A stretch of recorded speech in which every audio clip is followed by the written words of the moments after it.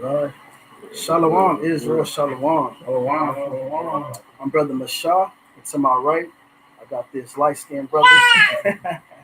Damayam, my reader will be my reader today.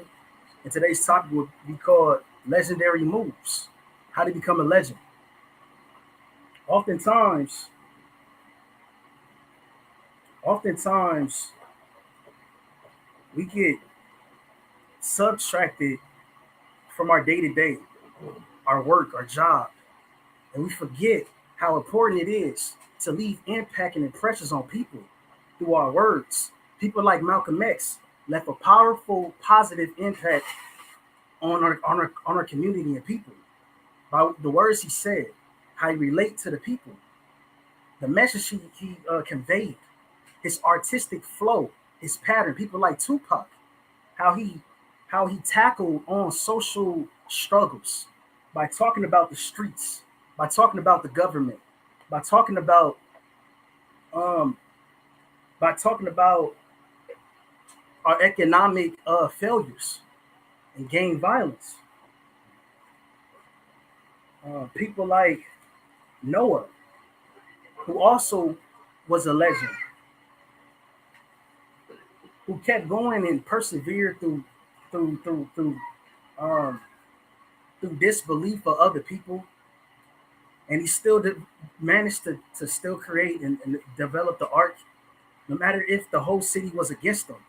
He still made a legendary move because his belief in himself and his belief in God was more powerful and more mightier than the unbelief of the opposition. And these men like Malcolm X became legends because their positive impact and the attributes that I want to go into of how to become a legend is becoming a legend is often involves excelling in a particular field, making a significant impact, and being remembered for your contributions. Here are some general steps that help you on your path of becoming a legend. There's heroes and there's legends. Heroes get remembered, but legends never die. I learned that quote from watching The Sandlot.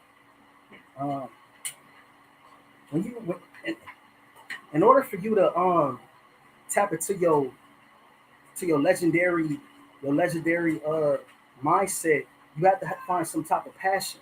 You have to identify what are you truly passionate about. Your enthusiasm and dedication will fuel your journey. And from that, let me get Colossians 3 and 23.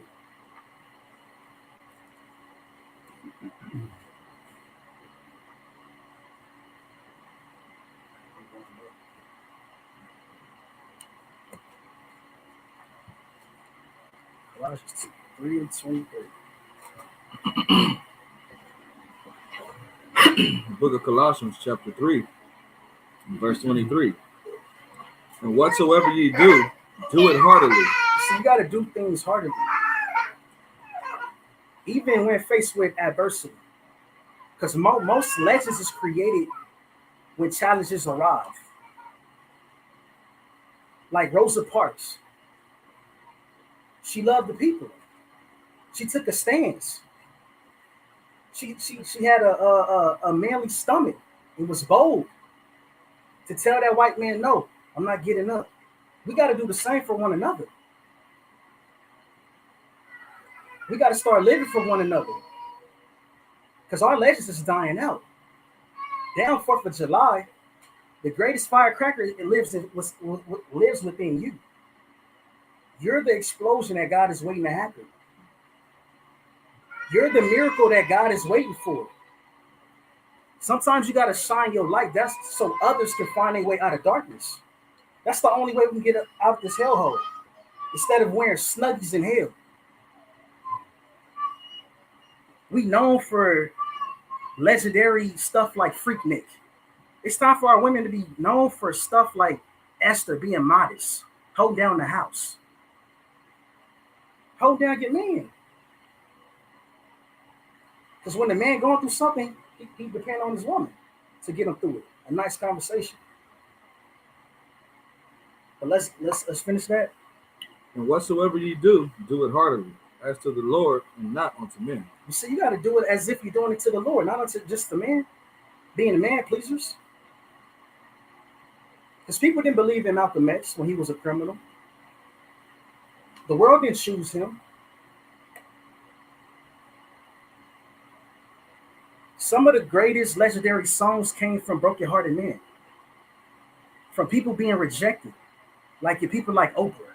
She was rejected. They didn't allow her on the podcast. They didn't believe in her, but she believed in herself more than the oppositions.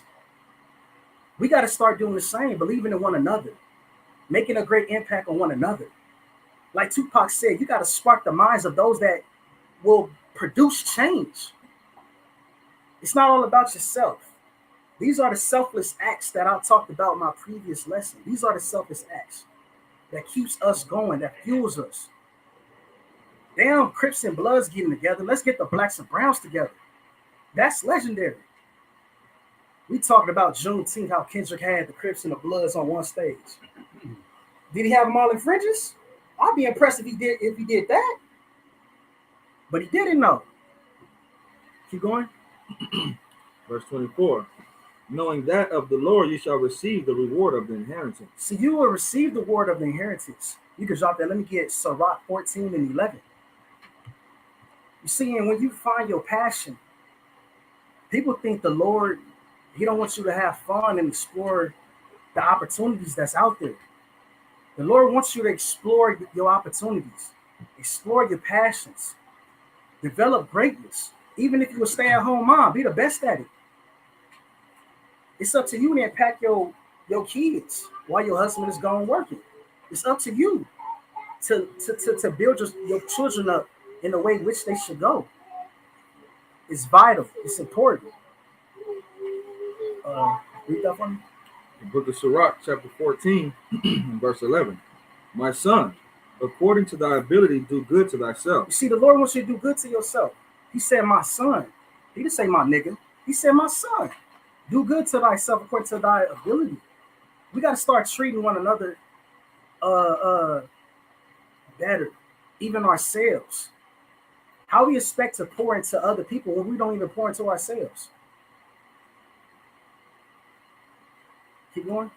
And give the Lord his due offering. But the Lord just wants his due offerings in return.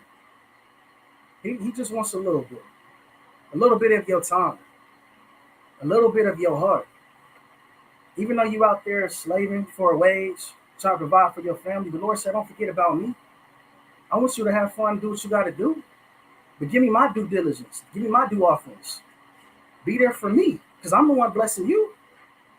Just like you try to holler at your mama when you down and out and you need some money because you ain't got half of the rent. The Lord said, come holler at me too. I'm going to get you somewhere where you need to be. I'm going to put you in a better position. I'm going to make you a leader of my people. Why? Because you chose me. Damn if the woman don't choose you, come choose me. Most of the greats wasn't chosen by the world. They wasn't chosen by a woman.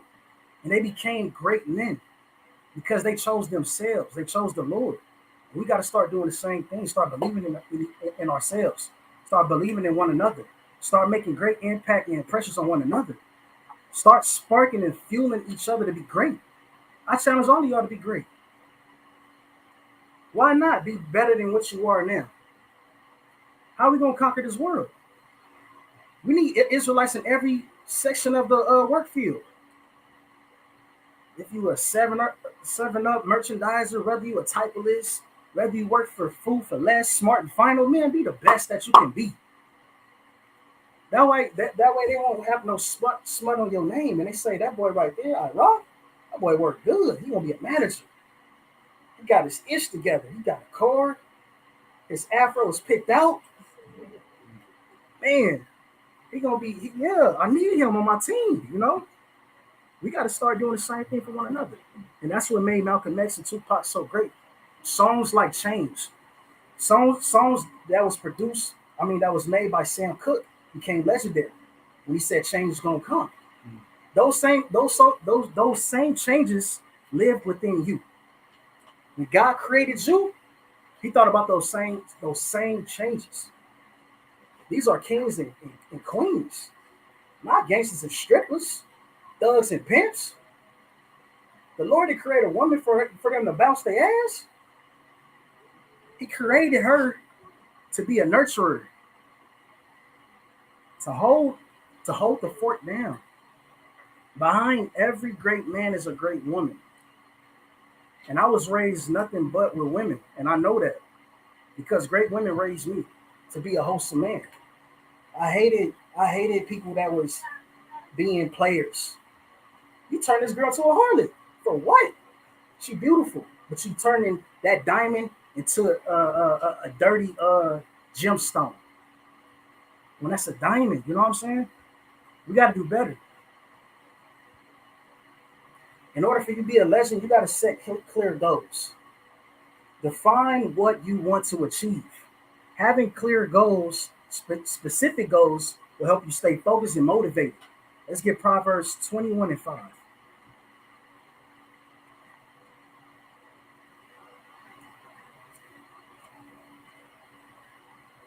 Proverbs 21:5.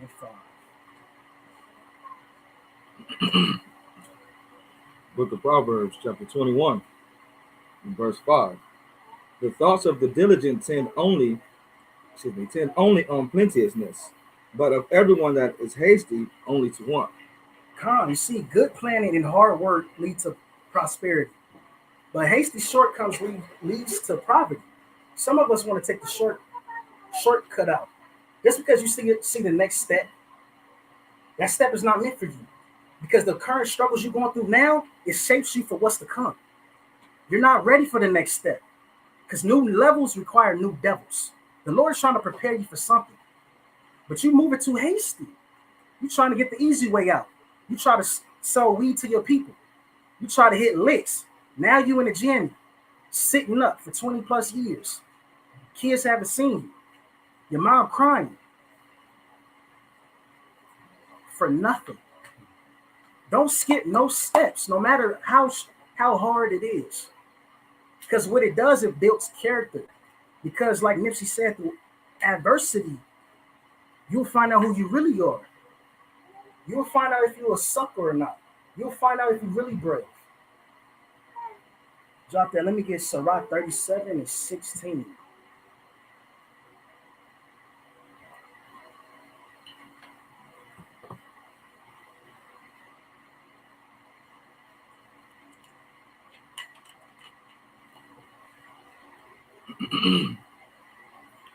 Book of Sirach, chapter 37, and verse 16. Let reason go before every enterprise. Let doubt go. Let reason go before every enterprise. Let assumptions go. Let reason go before every enterprise. The Lord said you got to let reason go before every enterprise. That means every thought, every decision, everything you decide to do, let reason go behind it. Because people will laugh at you. When you try to build something, you don't count the costs. If you want to be the boss, you just got to get in with me. You got to come in. You got to come into the truth. If you want to be a boss, you got to count the costs. Count your blessings. Count your wages. If it's sufficient enough, do you have enough? Can you achieve these goals? Do you have enough? Do you have the enough resources? A platform? Like, what are you doing this for? What are you trying to achieve? Most legends have a mindset of a golden mind. Most legends are golden childs because they don't just think about themselves. They think about the team. They develop selfless acts that last a long time. Christ is a legend not only because of his sacrifice, because how he lived. He walked the walk and talked the talk and did what he had to do for the Lord and ultimately for you. He died for us. Why? Because we're the kingdom. The Lord is the chief cornerstone, but every person that comes into this truth, a piece of the kingdom is being brought together. It's being increased. It's amplifying itself.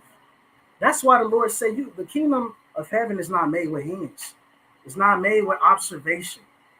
It's inside you. Ultimately, when you walk in that light and you walk in your truth, when you walk in that true glory and you know yourself, That's real power. Keep going. Let reason go before every enterprise, and counsel before every action. Before every action, let's get verse 15. Jump 15. Verse 15.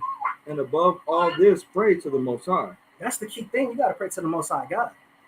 Yeah, you may be paying the Lord for like financial stability, but if you don't have the mindset to know what to do with that finance, the money becomes in vain. If you don't know what to do with it, you praying all day for some money. God, let me get $20,000, but you ain't even got the $20,000 mindset. What you gonna do with it? You gonna lose your return on investments. The Lord ain't with all that. He's trying to see his talents go forth. With the parable, with the person with the talents, the Lord trying to see his return on investments. He's not just trying to give you some money, and then you was way worse than you was before when he gave you the money. Keep going. And above all this, pray to the Most High that he will direct thy path and direct thy way in truth. See, it's the Lord that got to direct your path. Because a man's going is of the Lord. It's not of thyself. That's how we become like idols. Even though we at the top, but ultimately we become idols when we start just loving ourselves more than loving one another or loving the Lord first. We fall short by leaving our first true love, which is ultimately Hamashiach Yahweh. True? Let me see. We should set goals and make plans as God leads. That's what we fell short on. We set goals just for ourselves because we become vanity slaves, glory hogs. The Lord gonna give you what you want, but you just gotta let the Lord lead you. Let's get James 4:15. That's why we always say, Lord willeth. This is why.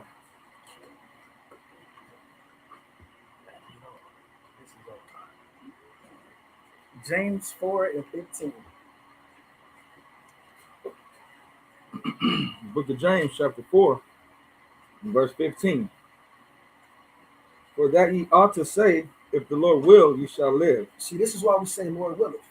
Even though we set these goals, even though we have these achievement, these high expectations, it's the Lord willeth that you achieve these goals. Ultimately for yourself, your family, or for your people. It's the Lord who makes it happen, who says yea or nay. Keep going. And do this or that. He decides whether we do this or that. You might think I won't go this way. The Lord said, no, you're going to go that way. Let's get Proverbs 29:18. Because ultimately, where there is no vision, the people perish.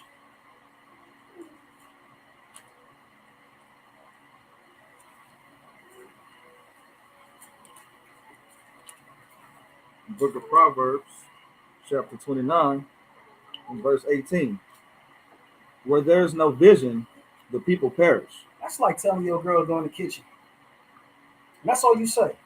Just go in the kitchen. You come back, she paint her nails. An hour later. You come back mad. Like, run to the food.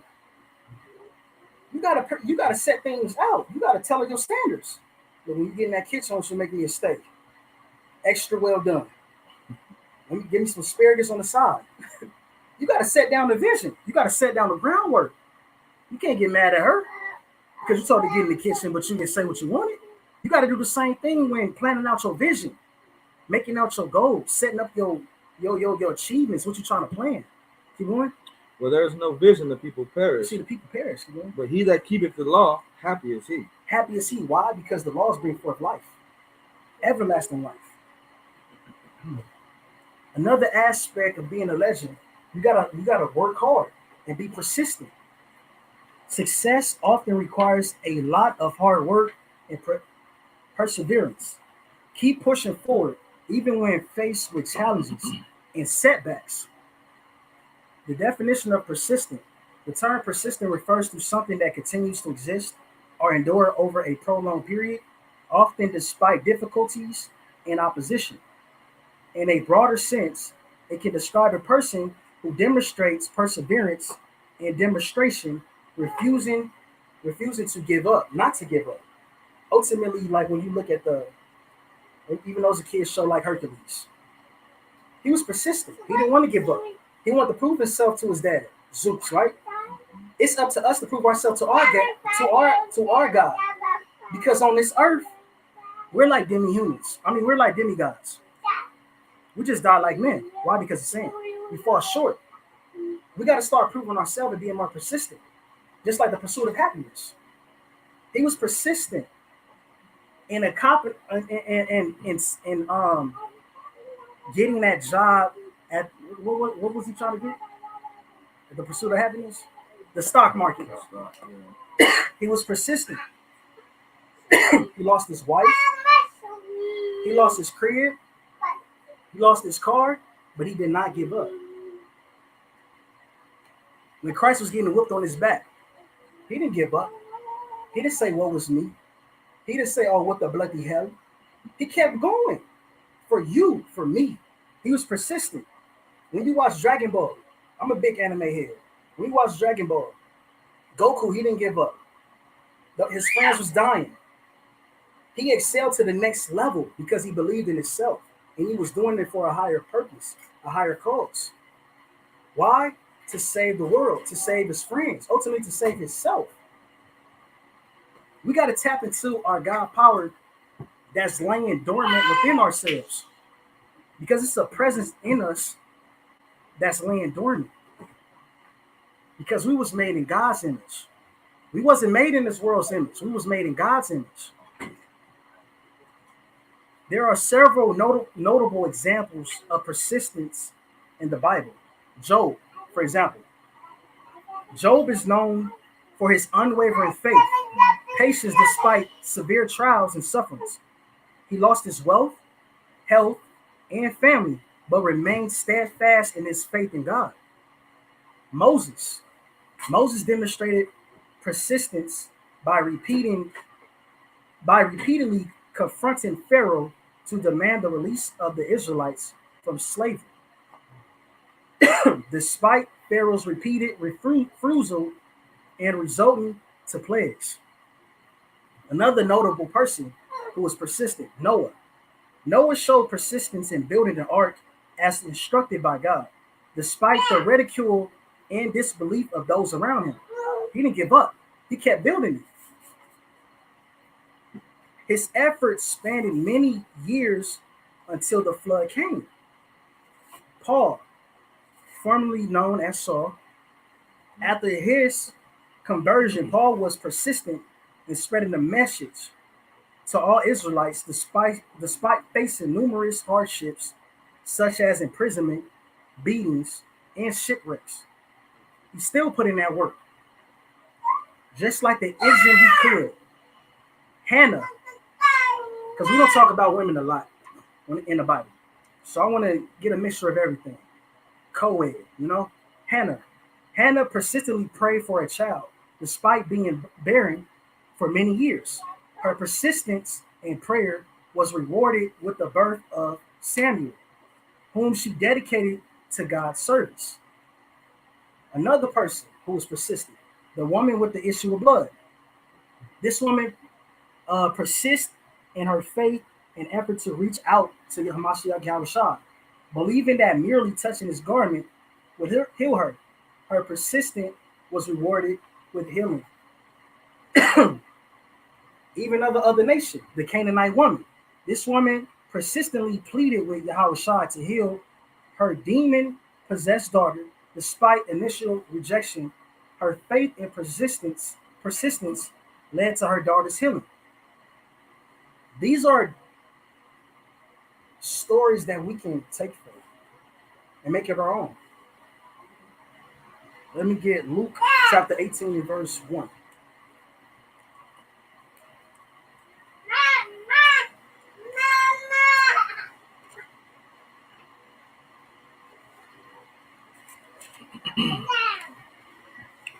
Book of Luke, chapter 18, verse 1. And he spake a parable unto them to this end, that men ought always to pray and not to faint. You keep going all the way down there. Verse 2, saying, there was in a city a judge, which feared not God, neither regarded man. And there was a widow in the city, and she came unto him, saying, avenge me of mine adversary. And he would not for a while, but afterward he said within himself, though I fear not God, nor regard man, yet because this widow troubleth me, I will avenge her, lest by her continual coming she weary me. See, this woman was annoying as hell. In other words, she just kept going to him. Please avenge me. Please avenge me. She didn't say no for an answer. When this world tells you no, it's the Lord that's telling you yes. You got to believe in yourself. Be more persistent. Just because you fail, that don't mean you should fall. Just because you fall, that don't mean you should fail. You fail ultimately when you give up. When you give up on yourself, when you give up on your dreams, when you give up on your goals. That's when you become a failure unto yourself. You become unprofitable. And the Lord said, hear what the unjust judge said. And shall not God avenge his own elect, which cry day and night unto him, though he bear long with them? I tell you that he will avenge them speedily. Nevertheless, when the Son of Man cometh, shall he find faith on the earth? That's the question. Will he find faith on the earth when the Lord cometh? Will you be there, standing 10 toes down, even though you're missing a baby toe? Still standing 10 toes down. Despite your wounds, your war wounds, your battle cries. The Lord said, I want you to stand there and stand there with your chest held high. Like the dude from Baby Boy. When he said, put your chest out. The Lord want to see you got heart. The Lord trying to do the same thing to you. He's trying to bring that thing that's lying dormant in you out of you. Another example, let's get Romans 12 and 12.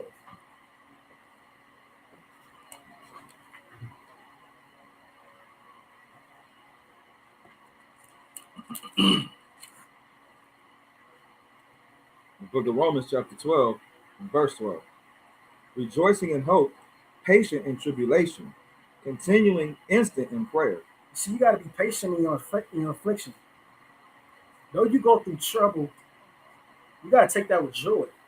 I believe that's in the book of Philippians. You got to take your afflictions with joy, because the Lord chastised those that he loved.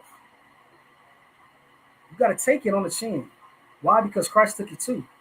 He took it first, ultimately for you. You got to do the same thing. You got to stand on your square. Let me get Galatians 6 and 9.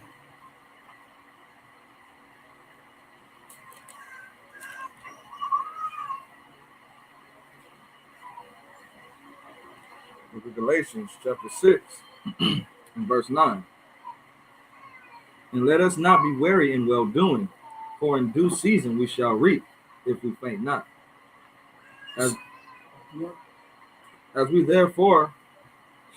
we have therefore opportunity, let us do good unto all men, especially unto them who are of the household of faith. The Lord said, let us not become weary in well-doing. You can't be afraid to do well. Just because you get death threats like Malcolm X, he wasn't afraid. Though he was getting death threats continuously, you better not preach that preach, boy. I'll hang you, nigger. Even through the bombers of his house, he was still persistent. He didn't have no fear. He wasn't weary in well-doing. Why? Because ultimately he did it for his people. He loved the people that much. He was willing to give up his life. Even Tupac, when he was shooting at the cop, when his brother was getting beat, he didn't have no care of his own life or what people would think of him, even though he was a rapper. He cared about his brother getting beat up. When we gonna start jumping in? Double dutching our enemies, tag teaming our enemies. We gotta start whooping ass like Trey did off Boys in the Hood when he was swinging in the air. We gotta fight them demons back. We can't have this scarcity mindset, this woe is me mentality. We got to start fighting for each other and start fighting for ourselves. How are we gonna take back the kingdom if we ain't got no warriors? Who gonna do it? Who gonna stand up for the Lord against the children of darkness? Who gonna stand up? Who gonna answer the call? Because some of y'all blocking the Lord's call. Let's get James 1 and 12.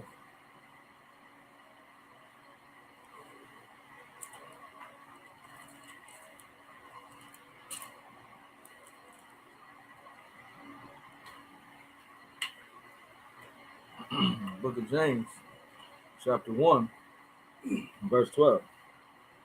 Blessed is the man that endureth temptation, for when he is tried, he shall receive the crown of life. See, the Lord said you want to receive the crown of life. Now, ultimately, you ain't gonna just receive the crown of life. You're gonna be blessed. He gonna look at you like one of his own, like the prodigal son.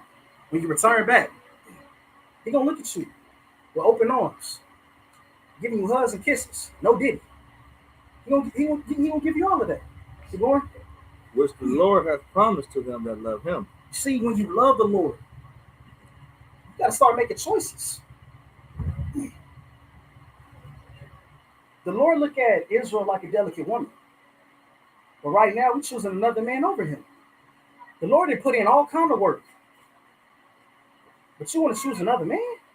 Why? Because he give you 10%. The Lord is giving you 80. Matter of fact, he give you more because the 10% is a delusion. But you want to choose the word. It was the Lord that was there for you when you was crying on your bedside. It was the Lord that gave you that job. It was the Lord that gave you those brand new shoes that you wanted when you was wearing your brother's hand-me-downs.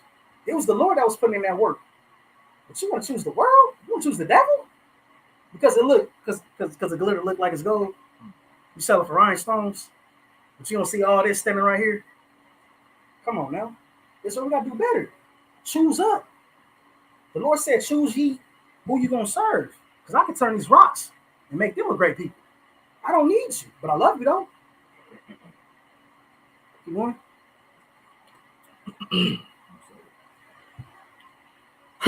What's your whistle? Verse 13, right? Verse 13.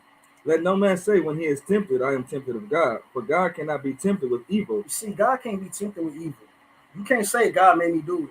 He made me sleep with this man. Nope, you made yourself sleep with that man. You should have chose better. You bedroom booming with Satan himself. Now you're mad. For what?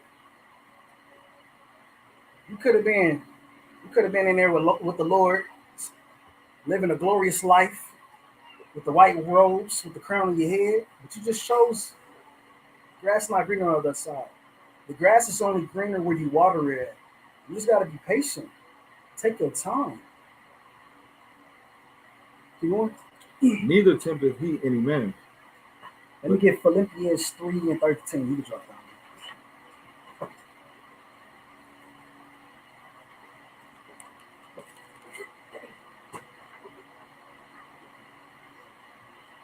Book of Philippians, chapter 3, verse 13. Brethren, I count not myself to have apprehended, but this one thing I do, forgetting those things which are behind, and reaching forth unto those things which are before. I press toward the mark for the prize of the high calling of God and Jesus Christ. So you got to keep pressing towards the mark.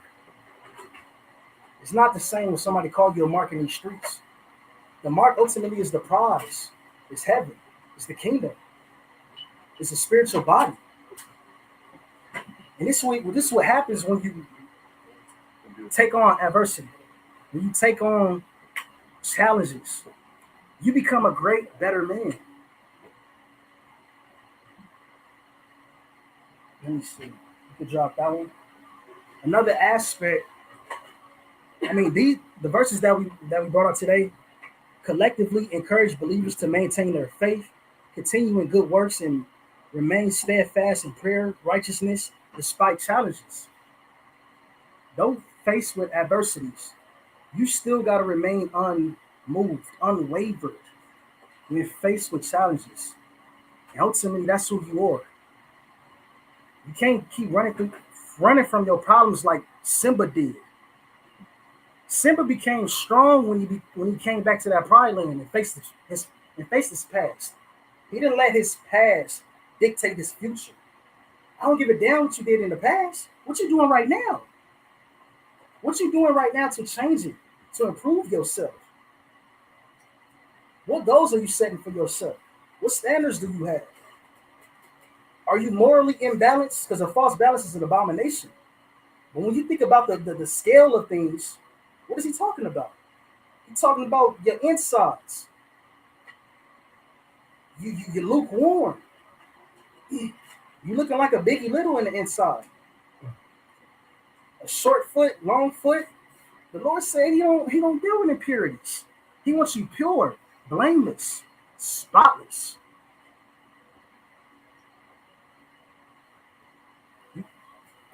Number 4, in becoming a legend, you got to master your craft. Strive to be the best in your field. Rather you a shit shoveler, be the best you can be. Rather you a typist, be the best typist you can be. Excel in all fields, all works of life. Impact your peers. Shine your light. Improve yourself. Don't just be stagnant just because you're in a high position. You can get higher. You can be higher. You can pray more. You can fast more. You can work on your speech. If you cuss a lot, you can work on your vocabulary. Expand your horizon. Read more books. Do things to excel in your craft. Ultimately, you is a business. You're the business. Like Jay-Z said, I'm not a businessman, I'm a businessman. You got to be a businessman and stand on that. Continually improve your skills and knowledge through practice, education, and learning from others. Christ was a good example of from learning from others. He was all but 12 years old when he got lost. But guess where he was? He was improving in his craft. Let's get Luke 2:46. Book of Luke, chapter 2, and verse 46. And it came to pass that after 3 days they found him in the temple. You see, little baby Jesus, sweet Jesus. So y'all like to call him ignorantly. Yahushua was in the temple for 3 days. Learning. Keep going. Sitting in the midst of the doctors. Sitting in the midst of the doctors, learning, soaking up game. Being better for us. So he can be better for y'all. Improving in his education. He was excelling and learning from others. Keep going. Both hearing them and asking them questions. Not only was the Lord Yahushua was hearing them, he was asking them questions. He was excelling in his craft. Why? Because he knew that one day he had to give up his life. He made an impact on people by telling them salvation is near, by introducing us to something that's new, like salvation, the destruction of our enemies, by getting ourselves out of dark places, by delivering us from depression, suicidal thoughts. The Lord been preaching.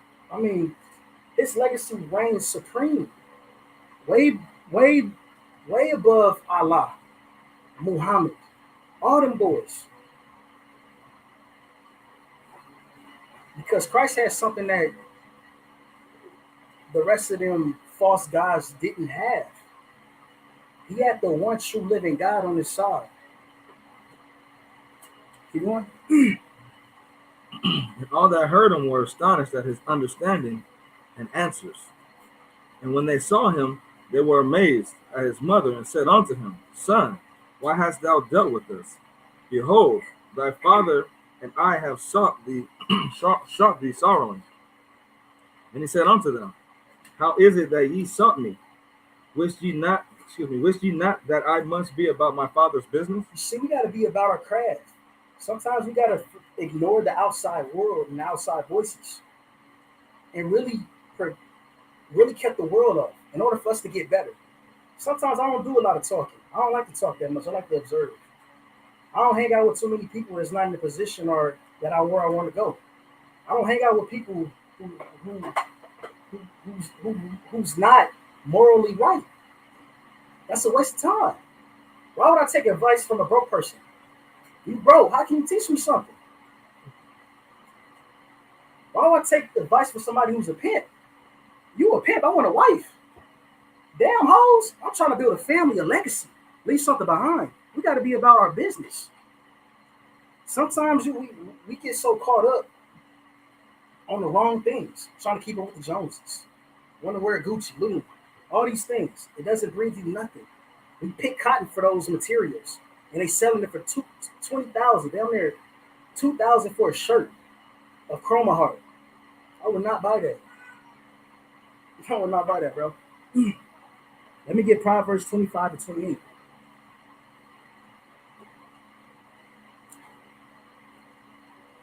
Ultimately, in order for you to be a boss and make legendary moves, you got to have discipline, self-control, be self-willed, learn from others, impact others, move others, be selfless. Pick it up. Book of Proverbs, chapter 25, and verse 28. He that hath no rule over his own spirit is like a city that is broken down and without walls. You ain't got no defense. You a city. I mean, if you ain't got no self-control, ultimately you become possessed with everything. You go to and fro with unclean spirits.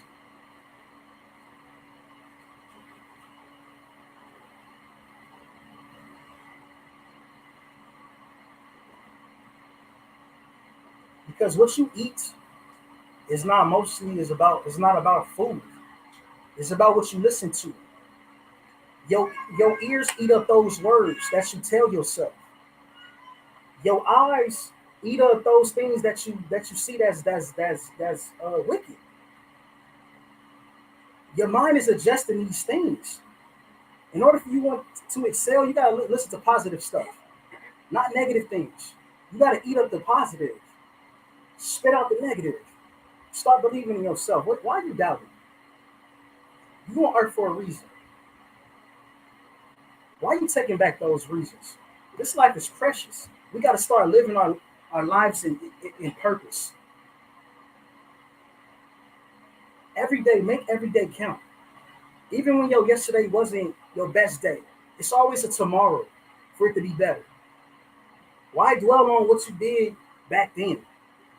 Think about what you're going to do starting now. You got to be your starting five, your starting two, your starting one. When you see me by myself, I'm not just hanging by myself. It's Team I. It's me, Yahweh Shai next to me. It's Yahweh above me. It's all these angels surrounding you. So stop thinking you alone. You're not alone. You got brothers next to you that street teaching with you. You got sisters that sewing with you, who know your adversities, who know your challenges. Stop thinking you alone. There's plenty of places you can call your home. Just because you think you ain't getting fed, it's because you ain't feeding yourself. You got to start feeding your spirit. What you want to be, what you want to become. Drop that. Let's get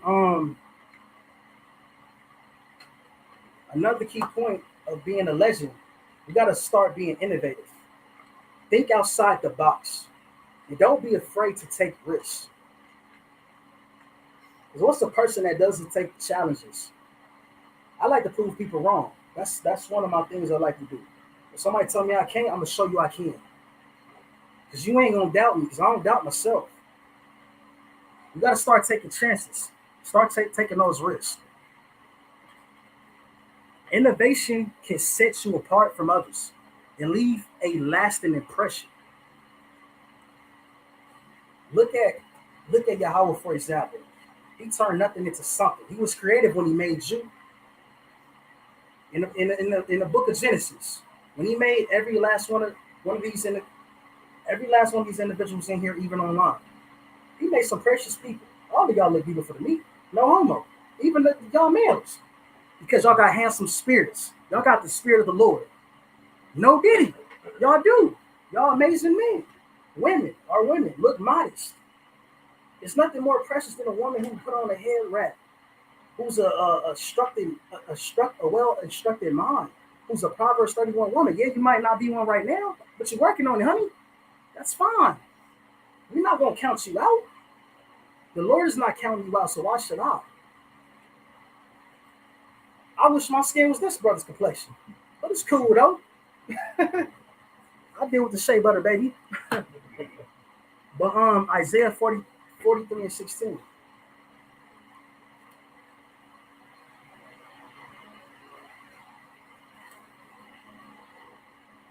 Book of Isaiah, chapter 43, 16. chapter 16. No, Isaiah 43 and 16. Book of Isaiah, chapter 43, and verse 16. Thus saith the Lord, which maketh the way in the sea and the path in the mighty waters. You see, the same way the Lord can make nothing from something, we all have the ability to do the same thing. I remember back in the hood when we didn't even have basketball courts. We just cut out the crates at the bottom and made hoops out of that. We known for making nothing into something. When we didn't even have no food in our fridge, our mothers was making miracles in the kitchen, stretching out rice and beans. Man, I ain't ever ate no rice and beans so dang much. I got tired of it. But these same things is embedded in you. Why? Because we created in his image. We can do the same things. We just got to tap into our dormant power. What they call it, black girl magic, black boy magic. It's only a black woman that could dive into the water, come out, straight hair, come back, curly hair. Come on, man. White people love to touch your hair. I bet you need to ask you all the time. Can I touch your hair? That's you. Love your skin. What you do? Baby, that's natural. That's lotion. Let me get verse 19. Verse 19. Behold, I will do a new thing. Now it shall spring forth. Shall ye not know it? I will even make a way in the wilderness and rivers in the desert. See, we got to do the same thing. We got to start being like our Father and making a way for our children's children. They said pressure busts pipes, but with a little bit more pressure, you can make a diamond. We got to start being the diamond in the rough. We got to start making a way for our children because they setting us up to be criminals. The society builds us up to destroy us, to build us, to break us down. We don't have leaders no more. We don't know what it's like to be positive. We know what it's like to be evil. Why is to do evil? But when will we have our turn to be righteous? To have something to look forward to. Let me get Matthew chapter 25 and 15.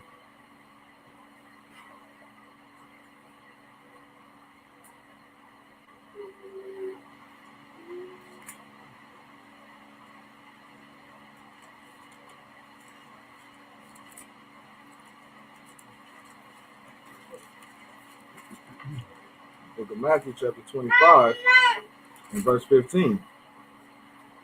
And unto one he gave 5 talents, to another, and to other one, to every man according to his several ability, and straightway took his journey. Then he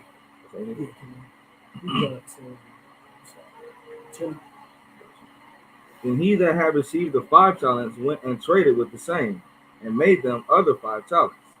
And likewise he that had received 2, he also gained other 2. But he that had received 1 went and digged in the earth and hid his Lord's money. See, now why the hell he would do that? When you got a talent and the Lord is blessing you with great speech, and you very tasteful with your words, why would you hide that? That's like hiding wisdom and putting it under a bush. The Lord wants you to shine your light. Why are you hiding it? You can't be fake humble because somebody's insecure. Kendra said that. Forget being fake humble. It's time to start being great. Stop being in fear of ourselves and the greatness that lies within ourselves. See, growing up, I was a C average student. I was afraid to excel above a C. Even though I knew the work, even though I could get an A, I didn't want to be looked at by my peers as a smart person because that was looked down upon. But not today. I'm gonna make sure my son excel, get A's. Even to this day, I struggle with that. Being a C average student, even this lesson, I developed this lesson last night. I could have prepared better, but why? Because I'm stuck in that rut of being a C average student. I'm afraid to be great, but not today. Keep going. After a long time, the Lord of those servants cometh and reckoneth with them. And so he that had 5 talents came and brought other 5 talents, saying, Lord, thou deliverest unto me 5 talents. Behold, I have gained beside them 5 talents more. See, when I look at these talents, I look at people that you can impact. When you make somebody like yourself, those are talents. When you train up somebody to be just like you, just as great, you leave somebody behind like your son, like Icor. When he trains up his sons, it's gonna be a bunch of Icors running around, 2 Icors. That's doing. Don't shoot the messages. They gonna run out of bullets. By the time Icor get done with his sons, because he leaves somebody just like himself. So we're not missing out on nothing. Icor is leaving a legacy behind. Even Rashov. His car still don't work, but guess what? He's still here. Persistence, perseverance. That he ain't gonna miss a class. You can't tell him nothing. Even Shah. I digress. Let me get Proverbs 8 and 12.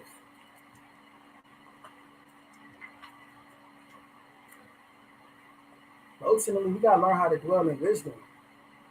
Wisdom is the application of what you know, knowledge. Proverbs 8 and 12. Book of Proverbs chapter 8, verse 12. I, wisdom, dwell with prudence. You see, it says, I, wisdom, dwell in prudence. It didn't say it dwells in ignorance, even though ignorance is bliss. It doesn't dwell in ignorance. The whole scarcity mindset. You got to dust that. If at first you don't succeed, dust yourself off and try again. As corny as that is, you gotta keep going. You gotta move those mountains. Your plight don't end in the valley. It ends on the mountaintop. You gotta keep going. Keep going. I, wisdom, dwell with prudence and find out knowledge of witty inventions. These witty inventions. This is the things that makes you innovative. These witty inventions. And that all comes from wisdom. The application of what you know. Characteristics of wisdom. Knowledge and understanding. Having a deep, thorough understanding of a subject or situation. Another attribute of wisdom is discernment, the ability to judge well and distinguish between good, bad, right, and wrong. Prudence, exercising caution and forethought in decision making. Ethnical living, making decisions that are morally and ethnical sound. Humility, recognizing the limits of one's knowledge and being open to learning from others and from God. Another attribute of wisdom is compassion, considering the well-beings of others and acting with kindness and empathy. A good person who displayed such characteristics is Joseph. Joseph was an innovator. He dwelled in wisdom. He was a prudent man because those witty inventions, it shows in the dynamic of his character. The story of Joseph is powerful example of innovation and strategic thinking, particularly in delivering Egypt, Salakia, from a severe famine. His actions demonstrate remarkable foresight, resourcefulness, and leadership.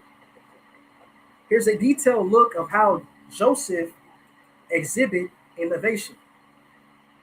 Let's get Joseph innovations. Let's get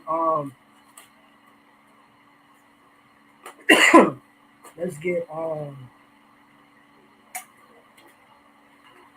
one of the attributes that I want to highlight is his strategic planning. Genesis 41 and verse 33. We're going to read all the way down to 36. Book of Genesis, chapter 41, and verse 33. Now therefore let Pharaoh look out a man discreet and wise, and set him over the land of Egypt. Let Pharaoh do this, and let him appoint officers over the land, and take up the fifth part of the land of Egypt in 7 plenteous years. And let them gather all the food of those good years that come, and lay up corn under the hand of Pharaoh, and let them keep food in the cities. And that food shall be for store to the land against the 7 years of famine, which shall be in the land of Egypt, that the land perish not through the famine. See, come through this strategic planning that Joseph partake in by interpreting the Pharaoh's dream, he was able to deliver not only the Egyptians but Israel. The Lord set him up high, so the Lord can showcase his power through his people. This proactive approach involved careful planning and resource management, anticipation of future needs, and preparing accordingly. Another aspect that Joseph had was his resource management skills. Genesis 41, 47, verse 47 through 49. Verse 47. And in the 7 plenteous years of the earth brought forth by handfuls.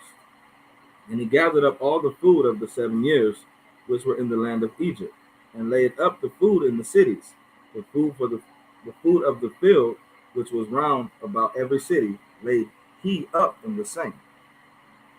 And Joseph gathered corn as the sand of the sea, very much until he left numbering, for it was without number. Effective logistics and storage techniques were critical to preserving and preventing spoilage, ensuring food security for the future. Joseph utilizes these skills. And another aspect he had was this distribution during famines. Another aspect of being innovative, which made Joseph a legend during his time, is Genesis 41, 53 through 57. Verse 53 through 57. Verse 53. And the 7 years of plenteousness that was in the land of Egypt were ended, and the 7 years of dark began to come, according as Joseph had said. And the dark was in all lands, but in all the land of Egypt there was bread. And when all the land of Egypt was famished, the people cried to Pharaoh for bread. And Pharaoh said unto all the Egyptians, Go unto Joseph, what he saith to you, do. And the famine was over all the face of the earth, and Joseph opened all the storehouses and sold unto the Egyptians, and the famine waxed sore in the land of Egypt. Ultimately, Joseph became their God. Once the Pharaoh handed over his power to Joseph, Joseph became the breadwinner, the runner-up. Joseph centralized control and distribution system, preserved widespread starvation, and maintained social order during the crisis. He was the God of that time. Another attribute that Joseph had during his time is economic. We're just gonna drop that. You know what I was about to say. Economic. Can't read my writing. Stabilization. My bad. Economic stabilization. We're gonna go Genesis chapter 47, 13 through 26. We ain't gonna read the whole thing. We're gonna stop like at 20. Book of Genesis, chapter 47, and verse 13. And there was no bread in all the land, for the famine was very sore, so that the land of Egypt and all the land of Canaan fainted by reason of the famine. And Joseph gathered up all the money that was found in the land of Egypt and in the land of Canaan for the corn which they bought, and Joseph brought the money into Pharaoh's house. And when money fell in the land of Egypt and in the land of Canaan, all Egyptians came unto Joseph and said, Give us bread, for why should we die in thy presence? For the money faileth. And Joseph said, Give your cattle, and I will give you for your cattle, if money fail. And they brought their cattle unto Joseph, and Joseph gave them bread in exchange for their horses, and for their flocks, and for the cattle of their herds, and for the asses. And he fed them with bread for all their cattle for that year. When that year was ended, they came unto him the second year, and said unto him, We will not hide it from thy Lord, how that our money is spent. My Lord also hath our herds of cattle. There is not aught left in the sight of my Lord, but our bodies and our lands. Wherefore shall we die before thine eyes, before we and our land? Buy us and our land for the bread, and we and our land will be servants unto Pharaoh, and give us seed that we may live and not die, that the land be not desolate. And Joseph bought all the land of Egypt for Pharaoh, for the Egyptians sold every man his field, because the famine prevailed over them. So the land became Pharaoh's. And as for the people, he removed them from the cities.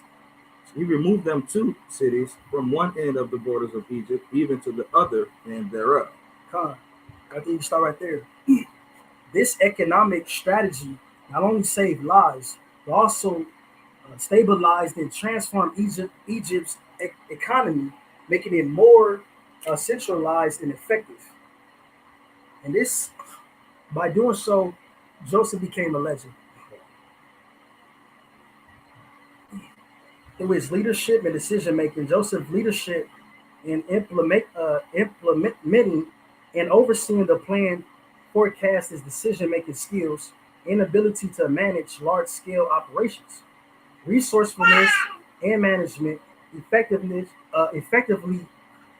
managing resources and logistics, ensured that the food surplus was preserved and distributed effectively. Ooh. Another person that's outside of the Bible that was a good innovative is a person named Moses West. If you don't know about him, Moses West is his invention. He made an atmospheric water generation machine, and how it works is it extracts moisture from the air, which condense and then turns into water. And during Flint, Michigan, during the water crisis, Moses West developed this machine. He developed, he grabbed all the resources and utilized that to help and achieve his people, making him another legend outside of our biblical legends. Ultimately, another aspect of making you a legend, you gotta build a strong network. Surround yourself with supportive and like-minded individuals. Networking can provide opportunity, advice, and inspiration. Proverbs 17:17.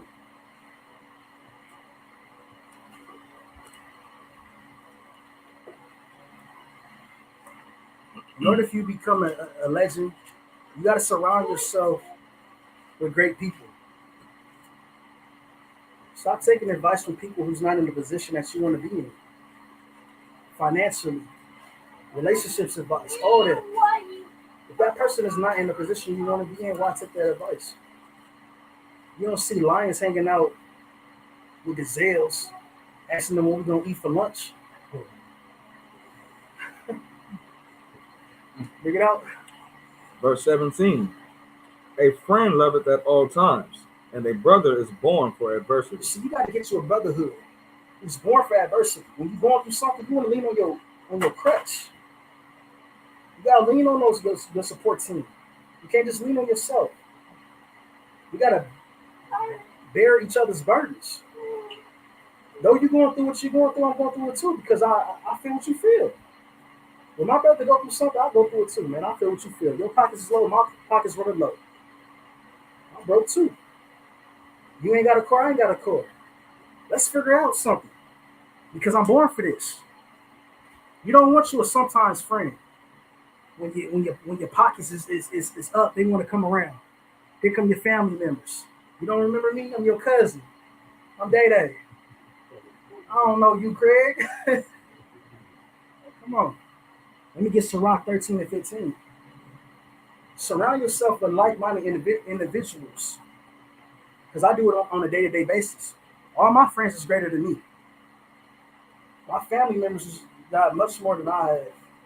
All my brothers and sisters married, got kids, got a house. I aspire to do the same thing. Forget being good, let's be great. Sound like Tony the Tiger a little bit. Keep going. It's in 13, 15. 13, 15. Book of Sirach, chapter 13, and verse 15.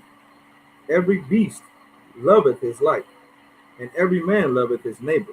See, this is significant to saying like you love what you like. Birds of a feather flock together. Keep going. Verse 16. All flesh consorteth according to kind. You see, all flesh consorted to his kind. What do I look like hanging out with a pimp? We don't even have the same mindset. Why would a righteous woman hang out with people who go to the club? They don't have the same goals as you. You ain't gonna find love in the club. The same way you gain that woman, that man, is the same way you lose them. The same exact way. I know from experience. All the time. Try to take somebody's girl. Man, you can have that.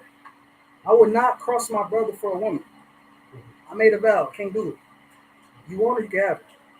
But I'm not about to jeopardize my bond with my brother for a female. I'm not gonna do it, bro. If we can't come to an agreement, we ain't doing that. We ain't about to fight like Saul and David. When we both can be David.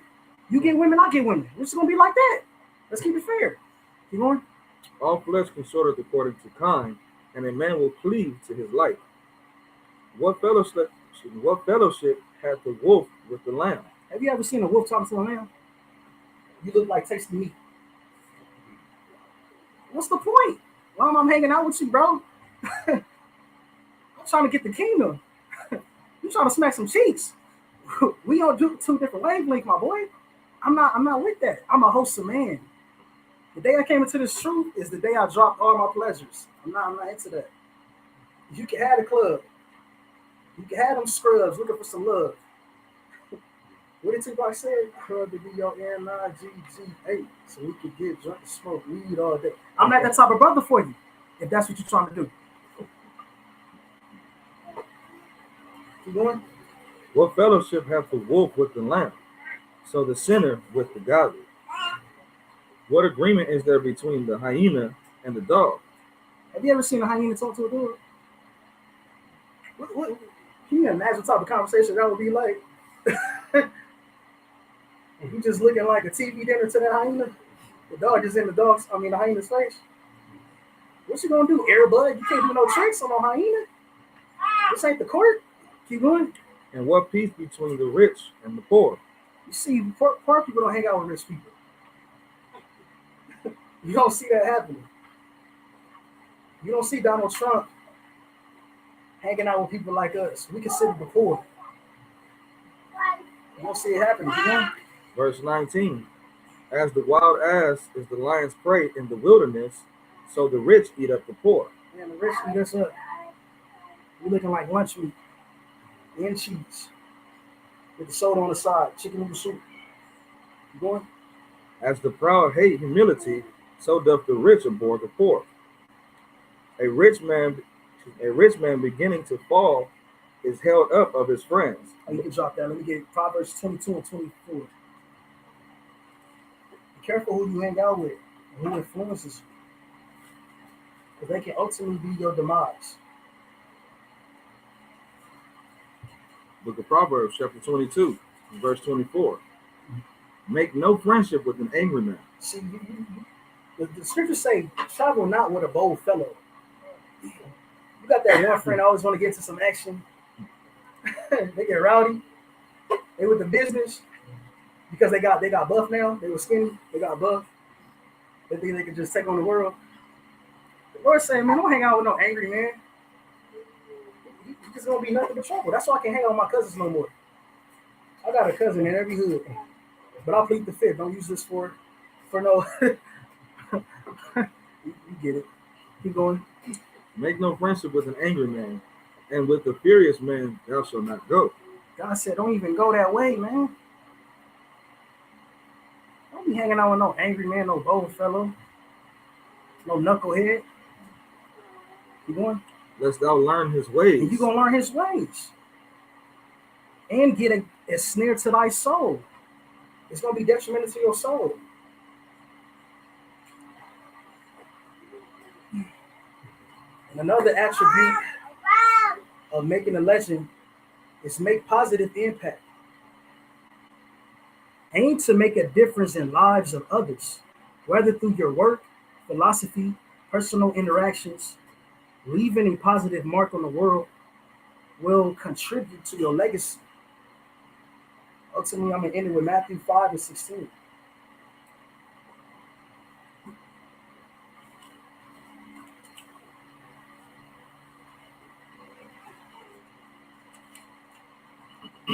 Book of Matthew, chapter 5, and verse 16. Let your light so shine before men, that they may see your good works and glorify your Father which is in heaven. See, ultimately, people, if you don't get nothing or take nothing from this lesson, shine your light so others can find their way out of darkness and glorify the Lord with all y'all doing. And with that, I say shalom.